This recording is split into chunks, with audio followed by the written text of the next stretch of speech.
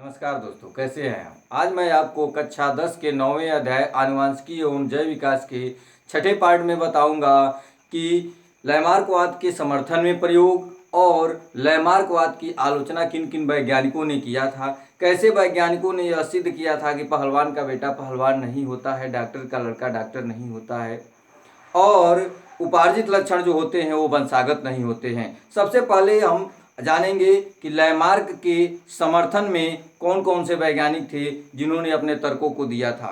सबसे पहला जो नाम आता है लैमार्क के समर्थन में जो प्रयोग किए थे, उनमें सबसे पहला नाम आता है कैमरर का प्रयोग।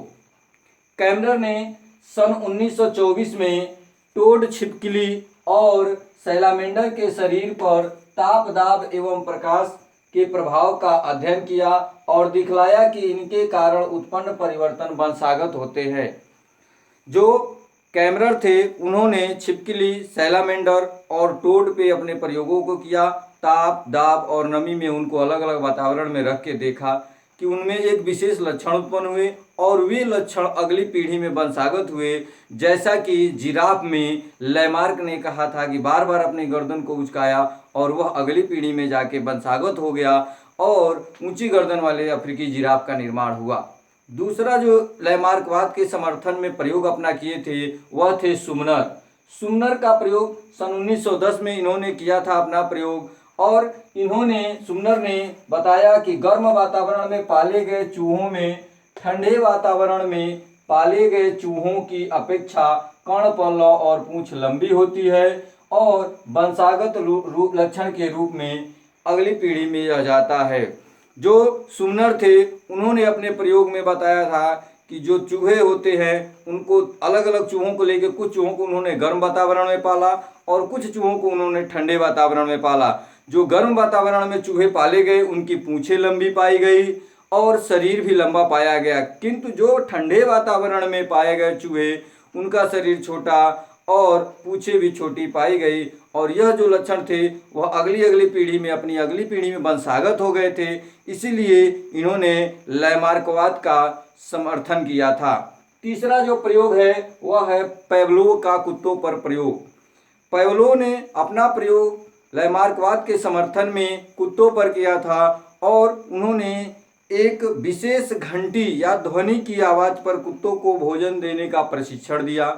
वे क्या किए कि कहीं दूर थोड़ी दूर पे घंटी लगवाते थे और जो कुत्ते थे उनको ट्रेनिंग देते कि एक घंटी लगेगी तो कुत्ता आता था, रोटी खा के फिर चला जाता था। दूसरी घंटी लगती थी तो पहली पीढ़ी में तो उन्होंने ट्रेनिंग दिया, लेकिन दूसरी पीढ़ी में जब उन्होंने उस घंटी की आवाज़ को दिया तो जो उस कुत्ते के बच्चे थे वो बिना प्रशिक्षण दिए ही अर्थात बहुत कम ट्रेनिंग देना पड़ा और वे तुरंत आके रोटी खा के फिर चले जाते थे। इससे भी उन्होंने लैमार्कवाद का समर्थन किया। और चौथा प्रयोग था वह था मैकडूगल का चूहों पर प्रयोग। मैकडूगल ने कई पीढ़ी तक चूहों का अध्ययन किया, चूहों पर अपना प्रयोग किया और उन्होंने देखा कि एक विशेष ध्वनि एक विशेष रास्ते से उन्होंने चूहों के आने जाने का प्रशिक्षण दिया, ट्रेनिंग दिलवाए। एक विशेष रास्ता था, एक जो दीवार थी और दीवार के किनारे जो रास्ते बनाए थे और उन्हीं रास्तों से उन्होंने चूहों को आने जाने का ट्रेनिंग दिया और देखा कि पहली पीढ़ी में जितना अधिक ट्रेनिंग देना पड़ा उससे कम ट्रेनिंग उनको दूसरी पीढ़ी में चूहों को देना पड़ा और धीरे धीरे यह ट्रेनिंग कम होती गई। कुछ समय ऐसा आया कि यह जो चूहे थे वह बिना ट्रेनिंग दिए ही उन विशेष टेढ़े मेढ़े रास्तों से जहाँ मैकडूगल खाना रखते थे या कोई भी सामग्री रखते थे वहाँ चले जाते थे। इस प्रकार से इन्होंने लैमार्कवाद के समर्थन में प्रयोग किया और लैमार्कवाद की पुष्टि की है। किंतु इसके अतिरिक्त लैमार्कवाद की आलोचना सबसे बड़े आलोचक थे वह थे अगस्त बीजमैन। लैमार्कवाद की आलोचना अगस्त बीजमैन ने किया था। अगस्त बीजमैन ने 21 पीढ़ी तक लगातार चूहों की पूंछ को काटा और देखा कि जो चूहे उत्पन्न हुए वो सभी पूंछ वाले थे और उनकी पूंछ जैसे पहली पीढ़ी में जितनी लंबी थी उतनी ही दूसरी पीढ़ी में लंबी पूंछ वाले चूहे उत्पन्न हुए। इससे उन्होंने लैमार्कवाद को गलत सिद्ध किया। उन्होंने लैमार्क के उपार्जित लक्षणों की वंशागति का सिद्धांत गलत सिद्ध किया। पैवलोव, मैकडूगल, सुमनर और कैमरर के प्रयोगों को उन्होंने गलत सिद्ध किया और उन्होंने बताया कि लक्षण वही वंशागत होता है जो जनन द्रव्य में निर्भर होता है। लगातार जब 21 पीढ़ी तक चूहों की पूंछ काटने के बाद भी जब पूंछ विहीन चूहे पैदा नहीं हुए तो उन्होंने स्पष्ट किया कि केवल वही लक्षण वंशागत होते हैं जो जनन द्रव्य में निर्भर होते हैं, और जनन द्रव्य में निर्भर जो लक्षण होते हैं वो वंशागत होते हैं, वही अगली पीढ़ी में जाते हैं। चूँकि जो मैकडूगल या कैमरर और सुमनर ने अपने प्रयोगों में दिखाया था, कोई कुत्ते प्रयोग किए थे, कोई चूहे पर प्रयोग किए थे, और इन्होंने अपने प्रयोगों में यह सिद्ध किया था कि उपार्जित लक्षण जो होते हैं वह क्या होते हैं, वंशागत होते हैं। लेकिन यह आलोचना के रूप में जब अगस्त बीजमाइन जो जर्मन वैज्ञानिक थे उन्होंने इसको गलत सिद्ध किया। आइए जानते हैं कि अगस्त बीजमाइन ने क्या कहा था। लैमार्कवाद की आलोचना जर्मन वैज्ञानिक अगस्त बीजमाइन ने किया था। जर्मन वैज्ञानिक अगस्त बीजमाइन ने 21 पीढ़ी तक लगातार चूहों की पूंछ को काटा और देखा कि पूंछ विहीन चूहे पैदा नहीं हुए, जो लैमार्कवाद को गलत सिद्ध करता है। चूंकि लैमार्क कहे थे कि बार बार हम अपनी गर्दन को उचकाते हैं, जिराफ अपनी गर्दन को उचकाया, बार बार उचकाया, पैरों के अगले पैरों को उठा उठा के पेड़ों की पत्तियों को खाया था, तो उसकी गर्दनों में खिंचाव हुआ और गर्दन लंबी हो गई और उपार्जित लक्षणों के रूप में अगली पीढ़ी में चली गई। क्योंकि बार बार जब अगस्त बीजमैन ने चूहे की पूंछ को बार बार काटा, कई पीढ़ियों तक, किस पीढ़ी तक काटा, तो यह उपार्जित लक्षणों के रूप में यह उभर कर और बिना पूंछ वाले चूहे पैदा हो जाने चाहिए थे, किंतु ऐसा नहीं हुआ, जो लैमार्कवाद को गलत सिद्ध करता है। इन्होंने अगस्त बीजमैन ने सन 1886 में अपने एक सिद्धांत को दिया, जिस सिद्धांत का नाम है जनन द्रव्य की निरंतरता का सिद्धांत।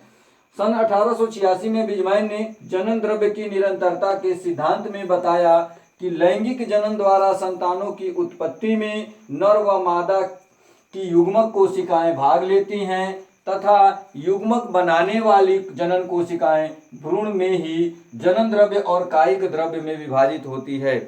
अगस्त बीजमैन ने बताया कि जो लैंगिक कोशिकाएं जो होती, लैंगिक जनन की प्रक्रिया होती है, उसमें नर और मादा युग्मक भाग लेते हैं और प्रारंभिक अवस्था में जब भ्रूण बनता है, भ्रूण में ही यह कोशिकाएं दो भागों में बढ़ जाती है, एक सोमैटोजेनिक और एक गोनेडोजेनिक, अर्थात एक जनन द्रव्य और एक कायिक द्रव्य। और जनन द्रव्य में जितने लक्षण होते हैं वही लक्षण वंशागत होते हैं। कायिक द्रव्य वाले लक्षण जो होते हैं, हाथ, पैर, आँख, कान, नाक इत्यादि जो बनते हैं, वो कायिक द्रव्य में दैहिक कोशिकाओं में जो लक्षण होते हैं उनसे बनते हैं, और केवल वही लक्षण वंशागत होते हैं जो जनन द्रव्य में स्थित होते हैं। चूंकि पहलवान का लड़का पहलवान क्यों नहीं होता है? क्योंकि पहलवान का जो पहलवानी वाला लक्षण है वह जनन द्रव्य में न होकर कायिक द्रव्य में होता है, और इसीलिए पहलवान का लड़का पहलवान नहीं होता है, डॉक्टर का लड़का डॉक्टर नहीं होता है। क्योंकि डॉक्टरी करना एक बाह्य लक्षण है, वह बाह्य वातावरण से डॉक्टर अर्जित करता है, उपार्जित लक्षण होता है, और इसीलिए यह वंशागत नहीं होता क्योंकि जनन द्रव्य में निर्भर नहीं होता है। इसी प्रकार से तैराक का लड़का तैराक नहीं होता, किसान का लड़का किसान नहीं होता, और लोहार का लड़का लोहार नहीं होता, क्योंकि लोहार जो होता है वह बाह्य लक्षणों के रूप में, कायिक लक्षणों के रूप में अपने मांसपेशियों को मजबूत करता है, और जनन द्रव्य में उसके वह लक्षण नहीं होता है, इसीलिए लोहार का लड़का लोहार नहीं होता है। इनके सिद्धांतों के बाद से नौ लैमार्कवाद जब इनकी आलोचना द्वारा जब अगस्त बीजमैन ने लैमार्कवाद को गलत सिद्ध कर दिया, तो नौ लैमार्कवाद आया, और नौ लैमार्कवाद में बताया गया कि एक बार जब उपार्जित लक्षण के रूप में कोई लक्षण उभर जाता है तो वह वंशागत होने लगता है और उसके अंदर चेंजिंग हो जाती है, परिवर्तन हो जाता है। अब हम जानेंगे नौ लैमार्कवाद किसे कहते हैं। अगस्त बीजमैन ने जब लैमार्कवाद की आलोचना किया, उसके बाद से लैमार्कवाद का पुनर्जागरण करके एक नया सिद्धांत दिया गया जिसे हम लोग नौ लैमार्कवाद कहते हैं। नौ लैमार्कवाद, न्यू लैमार्किज्म। बीजमैन के बाद लैमार्क का पुनर्जागरण करके नौ लैमार्कवाद प्रस्तुत किया गया। इनके अनुसार नौ लैमार्कवाद क्या है इसको देखेंगे। वातावरण में परिवर्तन के कारण जीवों के शरीर में कुछ ऐसे भौतिक या रासायनिक परिवर्तन हो जाते हैं जो जनन द्रव्य के जीन्स को प्रभावित करते हैं। वातावरण में कुछ ऐसे भौतिक या रासायनिक परिवर्तन होते हैं, किसी किरण के माध्यम से, एक्स किरणें, गामा किरणें या कॉस्मिक किरणों या किसी किरण के माध्यम से वो परिवर्तन हो, या किसी केमिकल के माध्यम से हो, किसी भी माध्यम से ऐसे परिवर्तन हो जाते हैं जो जनन द्रव्य को प्रभावित करते हैं और उपार्जित लक्षण के रूप में उपस्थित होकर अगली पीढ़ी में वंशागत हो जाते हैं। इसे नौ लयमार्कवाद कहा जाता है। और इस नौ लयमार्कवाद के समर्थन में जो प्रयोग किया था वह टावर ने किया था।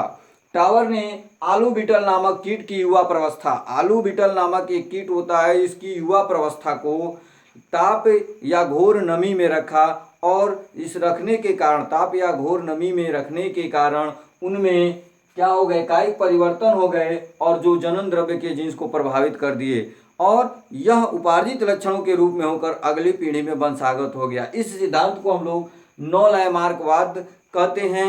दोस्तों, वीडियो अच्छा लगे तो लाइक शेयर सब्सक्राइब करना न भूलें।